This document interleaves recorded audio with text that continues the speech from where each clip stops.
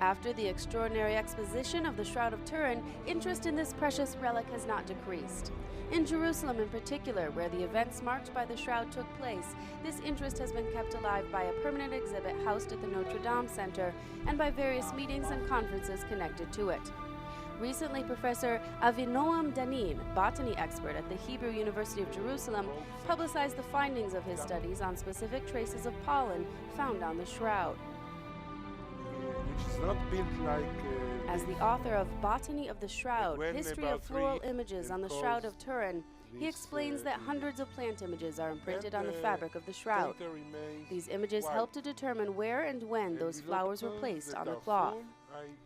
Danin particularly focused his attention on three plants: the Zygophyllum dumosum, a desert plant found mainly in Israel, Sinai, and Jordan, the Cistus creticus, and the Gundul tourneforti. And he concluded that the area where the three fresh plants chosen as indicators could be collected and placed on the shroud next to the body of a crucified man can only be one place in the world, that of the area between Jerusalem and Hebron. As for the flowering time, he notes that March and April are the months of the year when dozens of the plants identified on the shroud are flowering.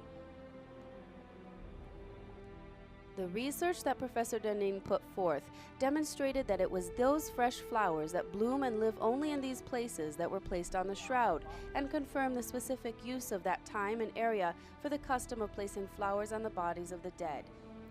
This botanical data, added to the many other conclusions of scientific research, helps to confirm the authenticity of the sacred shroud that wrapped the body of Jesus of Nazareth, who was crucified, died, and was buried in this city of Jerusalem.